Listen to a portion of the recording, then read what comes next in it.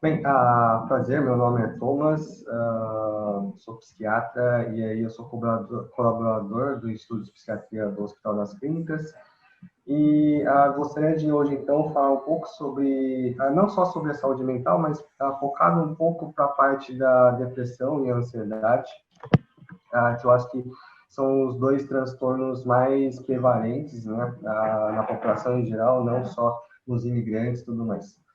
E antes de mais nada, então, a minha apresentação vai ser muito mais de conversa e mais, então gostaria que, né, se pudesse participar e tudo mais. E a gente pudesse discutir um pouco, então, não só a realidade que eu enxergo, né, da parte da saúde mental, principalmente pela parte da visão mais brasileira, por mais que eu tenha alguns contatos, né, com o Japão e tudo mais, mas realmente eu acho que é um pouco diferente também, então eu acho que essa discussão vai ser bem produtiva. E, primeiro, por que, então, falar um pouco sobre saúde mental? Cada vez mais vem esse tema, né, na realidade da sociedade. Eu acho que antigamente não se falava tanto sobre depressão, nem ansiedade, nem outros transtornos psiquiátricos, até porque a psiquiatria começou mesmo, vamos dizer, a primeira medicação, na verdade, da psiquiatria começou em 1950, então toda a realidade psiquiátrica da parte clínica é muito recente. Então, antes tinha muito mais a parte da psicanálise, freudiana e tudo mais. E agora que a gente está conseguindo entender um pouco mais sobre a saúde mental, e aí com isso melhorar um pouco a qualidade de vida das pessoas, não só pensando na doença, mas também, né, do que então a tristeza ou os sintomas de ansiedade possam estar prejudicando então na vida do cotidiano das pessoas. E aí, primeiro, o conceito de saúde mental que eu queria trazer é que a saúde mental não é focado, a princípio, na doença em si. Então, não é só a ausência da doença que determina a saúde mental, mas sim o bem-estar, tanto físico, mental e espiritual, né? Então, o mais importante realmente é ver a qualidade de vida das pessoas, tá? Para aí sim a gente poder ajudar da melhor forma possível. E aí tem, claro, todo o estigma da parte psiquiátrica. Será que então é uma coisa, né, doença de louco? Ou será que é doença de rico também? Muitas vezes as pessoas falam. E aí tem todo o estigma de estar sendo tratado pelo psiquiatra. E isso eu vejo muito dentro da sociedade japonesa também, esse estigma muito grande de passar num psiquiatra ou até mesmo passar em psicoterapia ou em counseling e tudo mais. E aí, essa dificuldade de acesso ou dificuldade também de você se permitir entender que, de repente, você está funcionando de uma forma não tão funcional, demora a chegada do paciente, né, até o tratamento, e aí, quando chega, já está num ponto bem complicado, já quase realmente entrando em surto. E aí, nesses momentos, realmente, a gente precisa de medicações psiquiátricas, né, para fazer o controle dos sintomas do paciente. Mas aí, então, eu diria que a medicação psiquiátrica seria quase uma quimioterapia. Claro, né, é bem seguro, não tem, né, grandes efeitos colaterais, tem algumas medicações, sim, que podem causar vício também, mas, no geral, né, é uma medicação segura, mas, né, a ideia é não chegar até esse ponto, né, onde a pessoa precise de uma medicação e tentar prevenir e controlar antes, né, com várias táticas ou abordagens para não chegar até esse ponto. Segundo uma pesquisa de 2019, isso é uma pesquisa mais brasileira, 72% dos brasileiros que estão trabalhando sofrem de algum transtorno psiquiátrico, né? Que aí seria ou, né, do estresse, burnout, ansiedade, depressão, ou síndrome do pânico, tudo mais. E tudo isso geralmente causado pelo estresse e geralmente por não estarem satisfeitos com o local de trabalho. Então, trabalham, né, meio que obrigados para sustentar a família, ou trabalham justamente para poder manter uma estrutura, mas não estão tão tranquilos nesse local de trabalho. Isso vai gerando estresse, isso vai gerando muita angústia para o paciente e chegando a ponto, então, de ter alguns sintomas mais psiquiátricos. E aí, um pouco, eu acho que já teve o tema saúde mental e com a pandemia e tudo mais, mas então, por que falar, né, por que falar do transtorno mental, saúde mental, nesse período de pandemia, nesse período que está com essa situação um pouco diferente mundialmente? Primeiro porque só o fato de você ter medo de pegar o coronavírus, né, só o fato de você não saber o que vai acontecer no futuro já é uma situação ansiogênica. Né? E aí, com isso, né, gera uma angústia para o paciente e a parte da vida, que seria a compensação do prazer e tudo mais, está fechada. Então, muitas vezes teve lockdown ou, né, fecharam algumas instituições e tudo mais, então você não tem a busca do prazer ou você não tem para onde ter a parte, né, gostosa da vida, e você só fica com o ônus do trabalho, responsabilidade, estudo, tudo mais, e aí isso, né, faz com que a pessoa não tenha válvula de escape. Então a pessoa fica muito vulnerável, né, à situação mais crítica, tá? E aí, eu sei que, né, a situação é um pouco diferente aqui do Japão. Aqui no Brasil, a gente teve muito mais restrição, tudo mais, fechando tudo. Eu lembro que quando eu fui para o Japão em fevereiro, as escolas estavam começando a fechar, tudo mais. Então, isso também, né, gera o estresse para as crianças, para os adolescentes também, que não tem onde brincar, ou não tem um colega com quem conversar.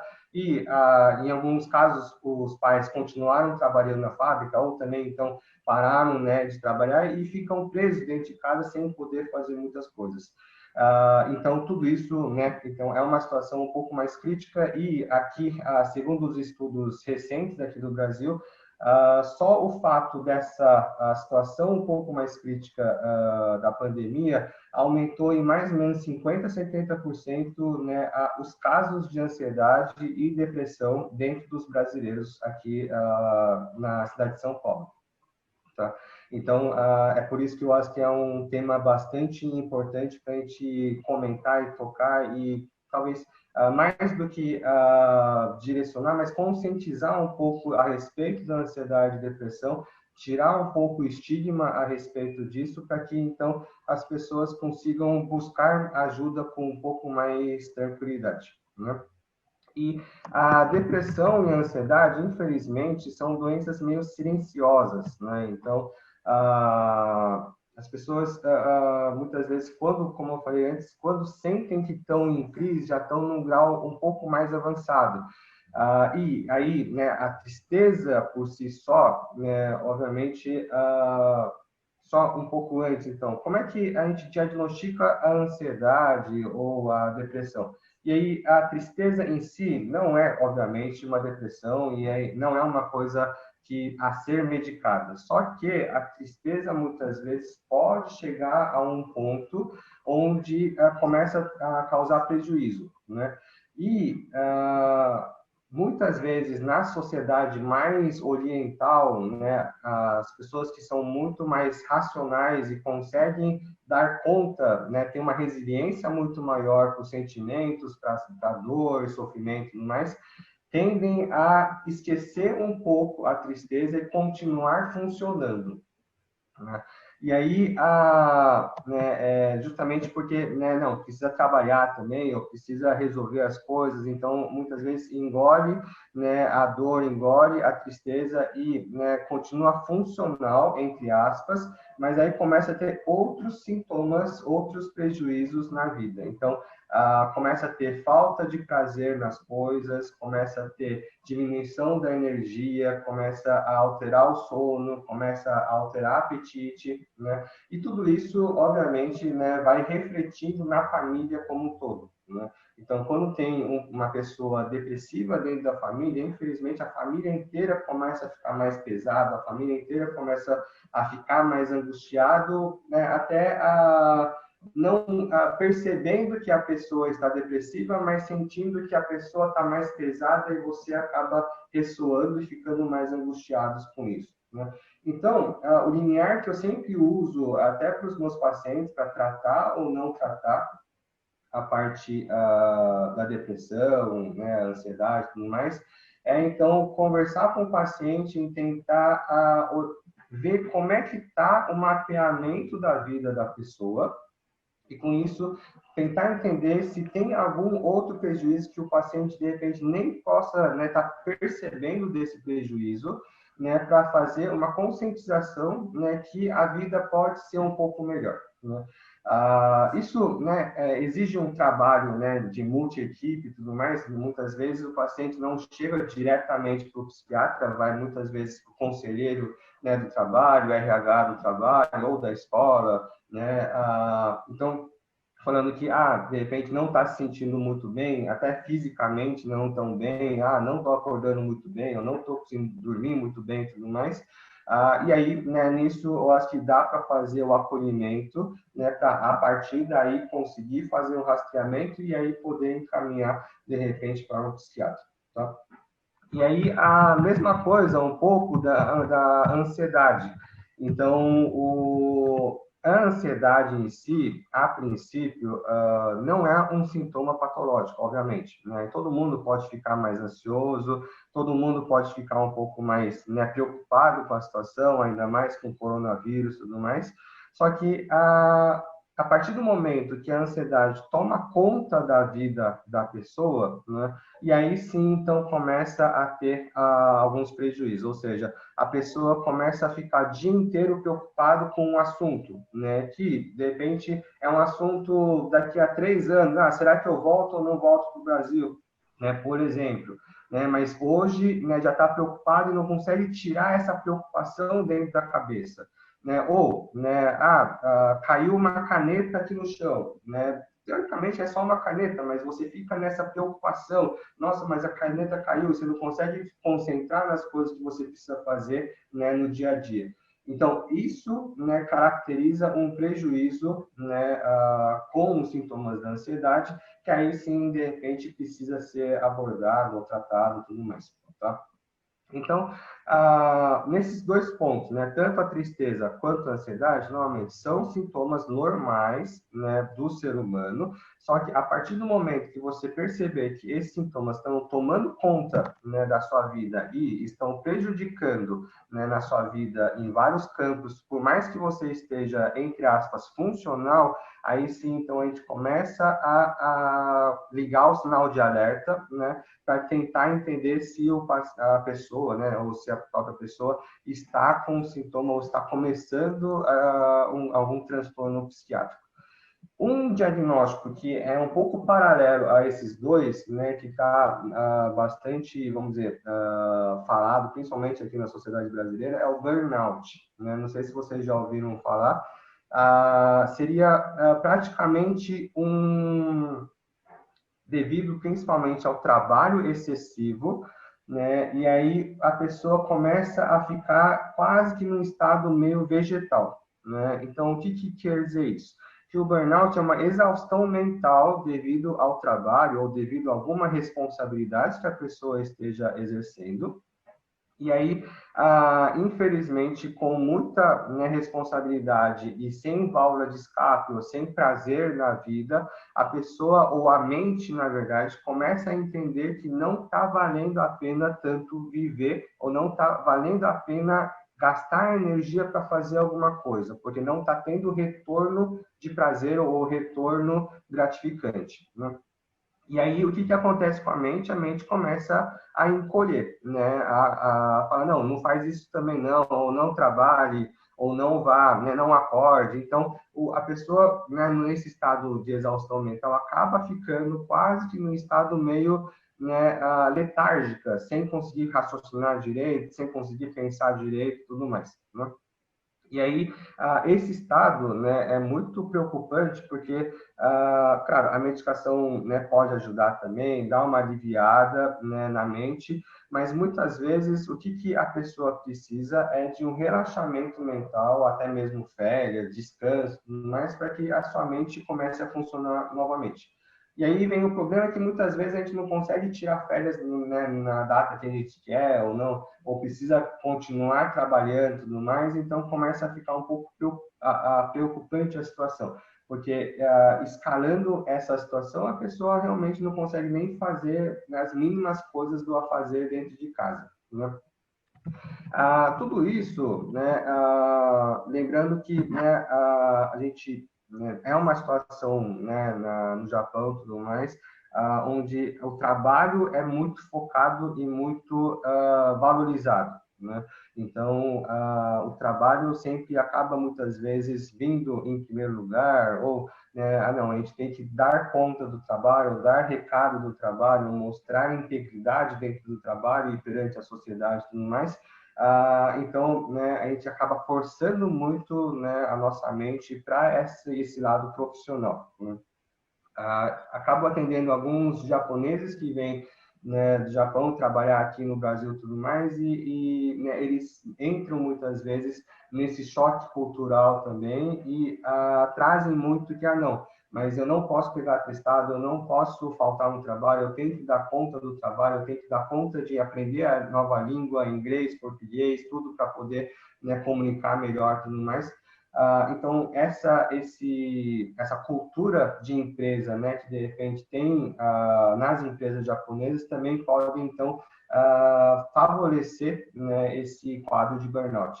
No Japão tem o que chama de karoshi, que é, né, então, morte por, né, trabalho extremo, né? Então, que é, vamos dizer, um pouco mais ao extremo desse ponto, onde a pessoa, né, fica letárgica e começa a desnutrir, começa a não conseguir fazer nada e só, né, tenta manter o trabalho e acaba realmente ficando muito exausto, né? E aí a gente vê muito, né, fotos meio até chocantes de, né, trabalhadores dormindo na escada do metrô, né, ou dormindo do lado do parque para poder já chegar cedo no trabalho, ou porque não conseguiu pegar o último trem de metrô e tudo mais.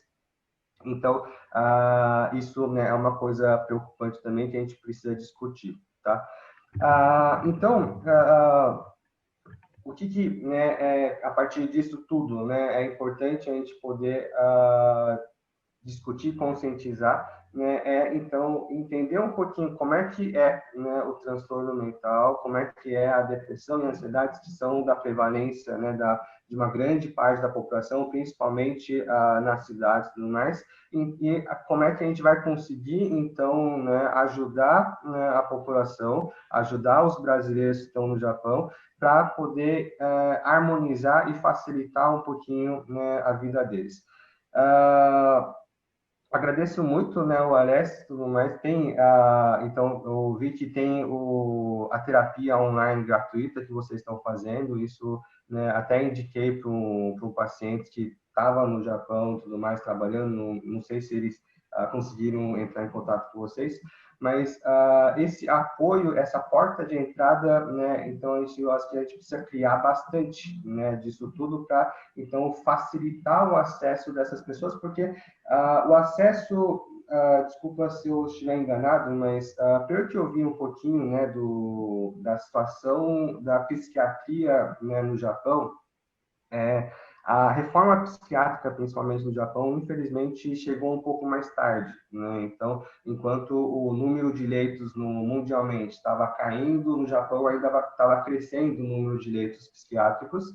E, além disso, a parte da psicoterapia é muito, vamos dizer, um pouco precária, né, no Japão. Então, conversei com uma psicóloga no Japão que fala que tem um psicólogo no hospital inteiro, né, e que não é tão difundido essa parte da terapia no Japão, esse acesso mais psicanalítico ou, né, mais psicodinâmico. Tem a entrada muito da parte comportamental, isso puxando um pouco mais para trás. Eu sei que, não tem, né, muita aplicação atualmente, mas a terapia Morita, Nancan, tudo mais também, é uma linha mais comportamental budista, tudo mais, e aí, então, tem muito de ação e resposta que na parte da psiquiatria japonesa faz. Então, eles buscam muito o resultado da produtividade.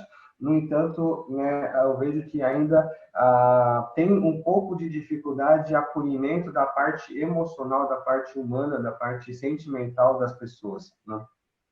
Coisa que, né, um pouco diferente aqui no Brasil, cada vez mais, né, tem visto essa ampliação da parte mais psicoterápica e não muito neuropsiquiatria, né? E aí, tanto é que no Japão não existe a Associação Japonesa de Psiquiatria, existe a Associação Japonesa de Neurologia e Psiquiatria, né? Então, já, né, e a partir daí, então, a gente percebe um pouco que tem muito mais ainda ligação mais clínica do que uma coisa mais terapêutica, né? Então, se a gente conseguir, né, dar apoio mais dessa parte terapêutica para os brasileiros, né, que estão no Japão, com certeza isso vai ser bastante favorável. Uma parte que já, né, eu esqueci um pouco de falar antes, mas só por fato de ser imigrantes num país diferente, com cultura diferentes, já é um risco, né, de ter um quadro depressivo ou de ter um quadro ansioso, né? Então, vamos dizer que a população imigrante tem uma taxa maior, né, de transtornos mentais e também, né, de dificuldade de acesso para a parte mesmo clínica, cirúrgica, tudo mais, e isso então aumenta a prevalência já de transtornos mentais nessa população. Então, junto, né, com isso, a questão da pandemia, né, a questão da dificuldade de acesso da parte da psiquiatria, e também, né, a dificuldade de um acolhimento emocional, né, que possa estar acontecendo, faz com que, então, né, a gente precisa dar mais atenção e focar um pouco o olho, né, para essa população que, né, precisa dessa ajuda. Falando um pouco, então, da parte também das crianças, né, que com certeza com essa pandemia está muito difícil, isso tanto aqui no Brasil também, porque as escolas fecharam, então, a criança fica muito tempo sozinha em casa e muitas vezes fica só assistindo TV, videogame e não consegue estudar ou não tem acesso tão fácil a um estudo online, né? Ou mesmo tendo as aulas online, fica muito difícil para acompanhar tudo. E as crianças, o principal objetivo da criança é brincar, na verdade, né? Não é estudar. Então, estudar é o trabalho das crianças. E aí, então, se a gente só obriga as crianças a estudarem e não tem a parte também, né, do descanso, do brincar, do lúdico, também começa a entrar numa exaustão mental de não aguentar e aí larga tudo, né? E aí as crianças não têm essa rigidez, não, vou estudar, ou preciso trabalhar. Então, acaba largando os estudos, acaba, né, jogando e fica, né, praticamente o dia inteiro na TV, jogando ou fazendo outras coisas para poder dar uma anestesiada, vamos dizer, na mente. E isso, obviamente, dificulta o desenvolvimento da criança, não só na questão do estudo, mas também desenvolvimento social da criança, porque fica muito preso dentro de casa, né? Não sei agora se já voltaram as escolas, né, no Japão e tudo mais, mas né, com isso, óbvio, tem risco de contaminação com coronavírus, etc. Mas essa parte, pelo menos aqui no Brasil, cada vez mais a gente tem discutido que talvez seja interessante para a saúde mental das crianças, né, poderem, então, encontrar outras crianças e conseguir dar uma anestesiada na cabeça, porque senão ficar dentro de casa é praticamente um isolamento, né? Praticamente uma solitária, né? Sem poder brincar, sem poder, né, encontrar outras crianças, sem poder, né, ter novidade no dia, tá? Mas e aí, o que a gente percebe nas crianças, né, não só aí na pandemia, mas como sintomas de ansiedade, depressão, é uma diferença um pouco, né, com os adultos, que as crianças muitas vezes não sabem nem denominar o que está sentindo. Então, eles não sabem dizer, ó, isso é depressão, ou isso eu tô triste, ou eu tô ansioso, ou eu tô angustiado, né? Então, tem uma dificuldade de entender o que está sentindo e começa a manifestar muitas vezes no comportamento e muito mais no físico, tá? Então, começa a somatizar, por exemplo, tendo dor de barriga e não quer fazer, né, não quer estudar, começa a ter dor de barriga, começa a ter, entre aspas, febre, ou mesmo sintomas meio gripais, ou começa a ter um mal-estar e tudo mais, justamente porque não consegue falar que está, né, sofrendo com alguma coisa, e aí então a mente joga para o corpo os sintomas. Isso no extremo é a mesma coisa nos adultos também. Quando os adultos não conseguem reconhecer o que está sentindo, a mente joga para o corpo, né? Então tem gastrite nervosa, né? Tem dor de cabeça, tem vários outros sintomas físicos e clínicos, né, que muitas vezes, né, é de origem mais psicológica, vamos dizer, né? A síndrome do pânico, mesmo quando, né, tem uma sensação de taquicardia, que o coração está batendo mais forte, ou que, né, vai morrer, tudo mais, você vai no pronto-socorro, faz todos os exames, né, os exames estão normais, tudo mais, né, nada mais é do que a mente falando, ó, tá, tem alguma coisa muito ruim acontecendo, né, você não está percebendo, vamos jogar para o corpo para, pelo menos, você parar e pensar um pouco no que está acontecendo, tá? Então, nas crianças, tem muito mais somatização, ou tem muito mais sintomas físicos, né, e tem muito mais irritabilidade, tá? Então, essa irritabilidade não porque a criança fica com raiva ou fica, né, não, é porque realmente está com algum incômodo. Então, tem um incômodo todo dia, né, 24 horas, vai ficar irritado, né? E aí a criança muitas vezes então manifesta, né, brigando, gritando, tem uma explosão de choro, explosão, né, de raiva, tudo mais, ou, né, e né, chegando no extremo começa a ficar mais isolado, aí começa a não querer também aí comer, não dorme direito, então aí também começa a ter outros sintomas, né, mais graves, vamos dizer, tá? Um jeito de perceber se a criança está sofrendo ou tem, né, alguma dificuldade, né, as notas das escolas começam a cair, isso é um indício, tá? Então, é uma coisa para se pensar. Uma outra coisa que a gente sempre, né, tenta observar nas crianças é se a criança começa a falar menos, né? Começa a comunicar menos, ou começa então, fica só mais irritado, ou começa a não brincar tanto, enfim, né? Então, é muito mais no comportamento. Se, né, e aí, nada mais sensível do que uma mãe, né, que está diariamente com a criança e começa a perceber, então, nossa, eu acho que tem alguma coisa diferente acontecendo, ou, né, tem algum comportamento um pouco diferente na minha criança. Então, aí fica um pouco alerta que pode ser que esteja começando algum sintoma depressivo, alguns sintomas mais, né, de ansiedade, etc. Tá?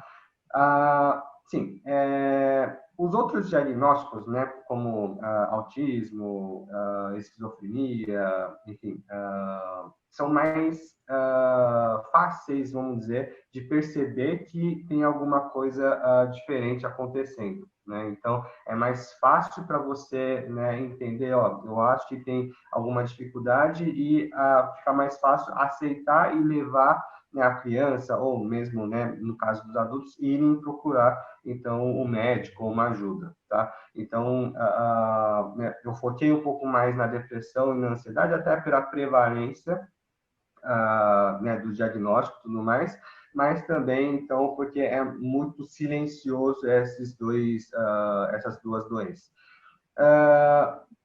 Algumas dicas para os familiares que possam ter algum paciente, né, com depressão dentro de casa. Um primeiro passo é tentar aceitar que a pessoa possa estar com sintomas de depressão, tá? Que não é, né, preguiça, não é porque a pessoa está vagabundo, não é porque a pessoa está fraca da mente, nada disso, mas que de repente a pessoa possa estar com uma doença chamada depressão, né? E aí, né, o segundo passo, né, para poder, então, conversar com o paciente é tentar ler, né, bastante a respeito, né, da depressão e fazer também com que o paciente leia bastante sobre né, os sintomas de depressão e tudo mais, para que a pessoa entenda um pouco e consiga aí ou se identificar ou não, não, realmente não é depressão não, ok, né, mas que tenha essa abertura um pouco maior para poder conversar a respeito, né.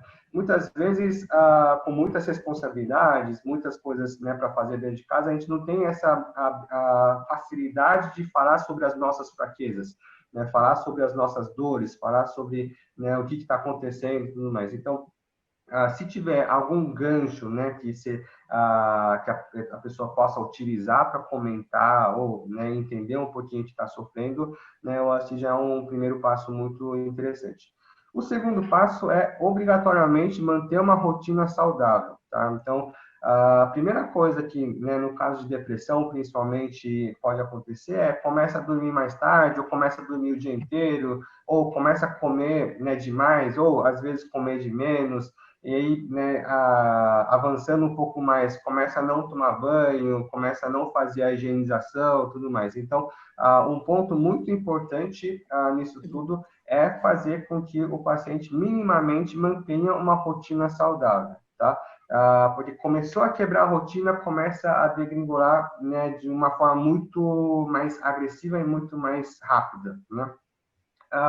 E aí, a gente sabe que muitas vezes a gente tenta ajudar esses pacientes e coloca muitas dicas, muitas orientações também que a gente acaba vendo na internet e tudo mais, mas não force tanto, né, com essas orientações. Então, né, algumas pessoas falam, não, mas daí é falta de sair com os amigos, ou é falta de, sei lá, fazer exercício, então vai correr que melhora, ou vai sair com os amigos que melhora, tudo mais.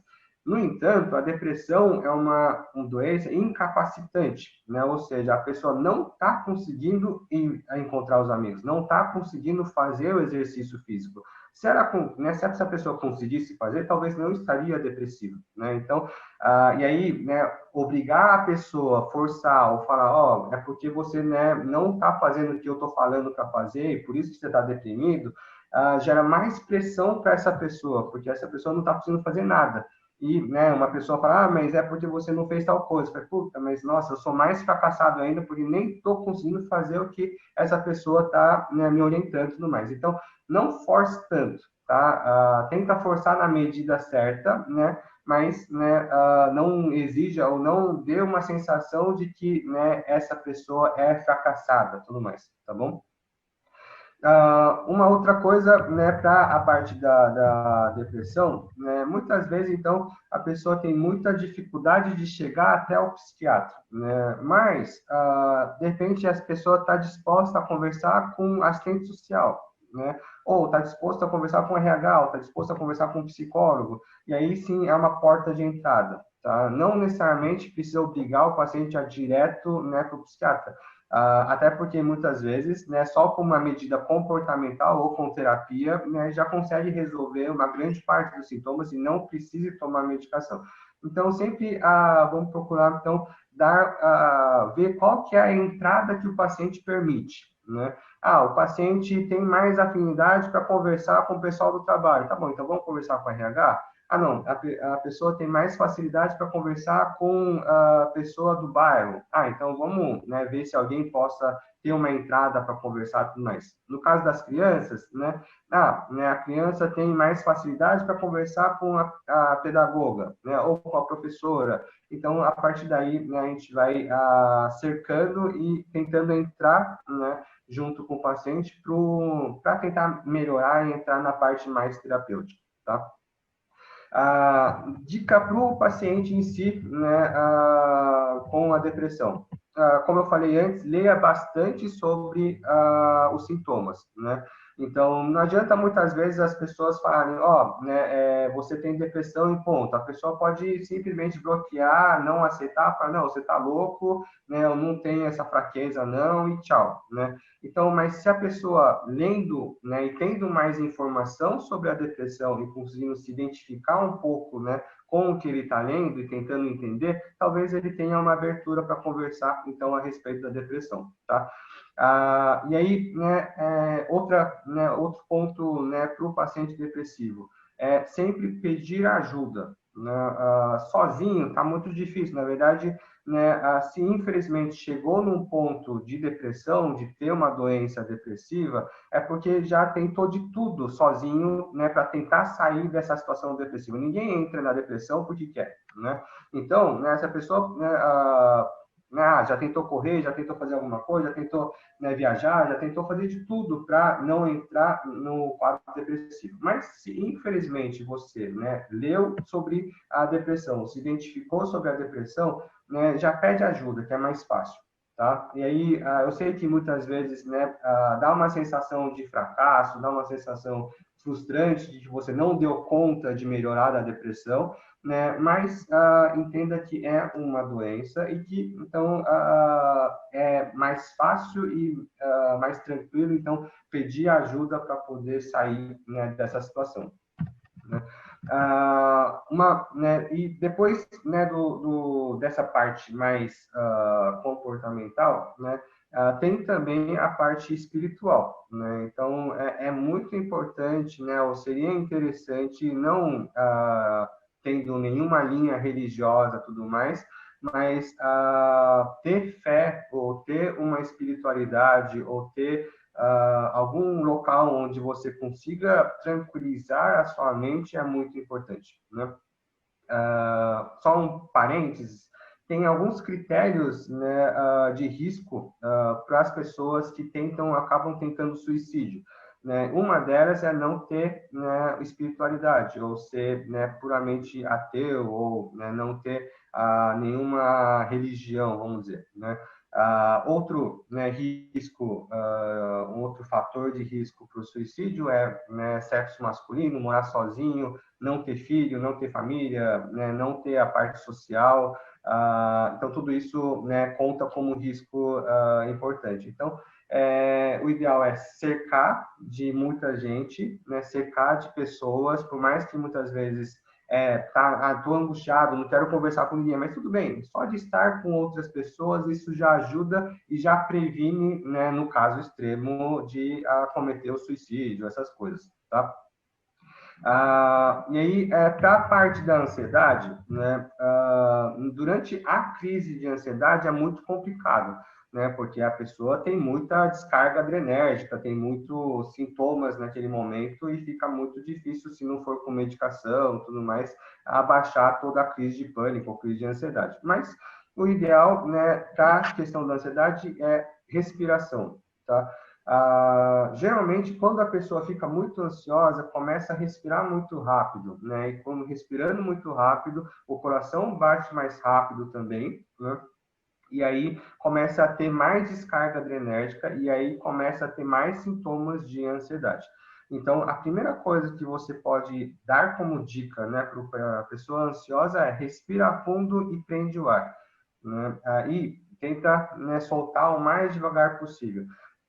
Tinha aquelas técnicas antigamente, quando você colocava um saco na boca para respirar e tudo mais, né? Então, é justamente para você, né, ter um volume fixo de respiração e não ficar respirando muito rápido toda hora tudo mais.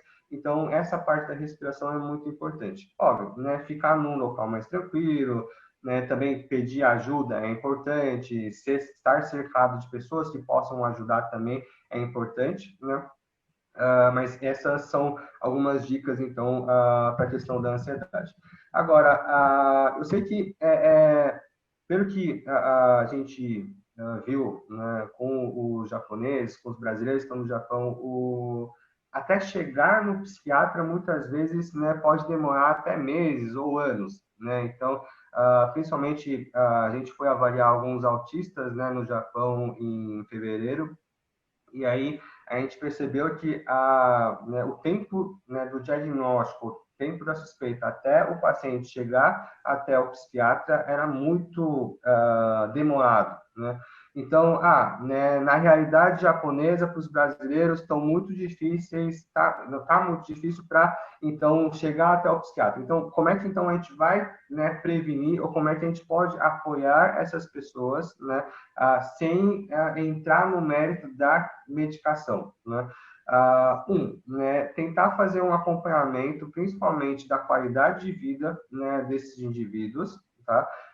tentar né, ver como é que está a rotina, como é que está a alimentação, como é que está o estresse, como é que está a parte do lazer, tudo mais. De repente, né, ter né, as atividades em grupo, né, dentro do bairro, tudo mais, que eles possam curtir com eles mesmo churrasco, né, fazer os encontros, tudo mais seria interessante também. E, mais do que isso, né, tentar né, conscientizar essas pessoas para que não chegue até esse ponto grave de ansiedade e depressão. Então, que de repente, antes já consiga perceber, já consiga modificar a sua rotina, consiga modificar a sua vida para que não chegue, então, nos sintomas psiquiátricos. E, obviamente, né, a parte do apoio terapêutico é fundamental. Então, né, uma orientação né, profissional, né, nos casos né, mais um pouco mais graves também a terapia, tudo mais, faz com que então né, tenha como a gente prevenir né, que as pessoas cheguem até esse ponto mais grave, tá? E aí, em último, né, o né, eu acho que sempre a gente tem que pensar um pouco como é que a gente vai planejar né, a saúde mental dos brasileiros que estão no Japão, né? E aí, nesse planejamento, que sempre a gente tenta ver uma coisa um pouco mais a longo prazo, tudo mais, não só na questão da prevenção que a gente tem falado, mas também, então, junto com as crianças, os pais das crianças, mas fazer também né, um planejamento do que essas pessoas têm de expectativa em estar aí no Japão, né? Porque muito da depressão, muito da ansiedade, né, vem da diferença da expectativa que essas pessoas têm estando no Japão, né, com a realidade que eles estão enfrentando no Japão, né? Tanto na realidade futura, como é que vai ser, ou se vai voltar para o Brasil ou não, tudo mais. Como é que vai ficar né, a questão da aposentadoria, como é que vai ficar a questão da saúde? E se eu ficar doente, o que eu vou fazer? Ou se eu pegar o coronavírus? Então, tudo isso, né, se a gente conseguir ajudar um pouco também né, no planejamento da vida dessas pessoas, acredito que né, melhore né, essa prevalência, né, esse risco mais alto de depressão e ansiedade nessas pessoas, tá? Cara, né, eu acho que é fácil a gente falar, né, principalmente eu estando aqui no Brasil, tudo mais, né, de como vão fazer tudo mais, né, mas se a gente conseguir também unir a equipe, né, aqui do Brasil para poder ajudar, né, as pessoas do Japão, tudo mais, eu acho que vai ser bem produtivo.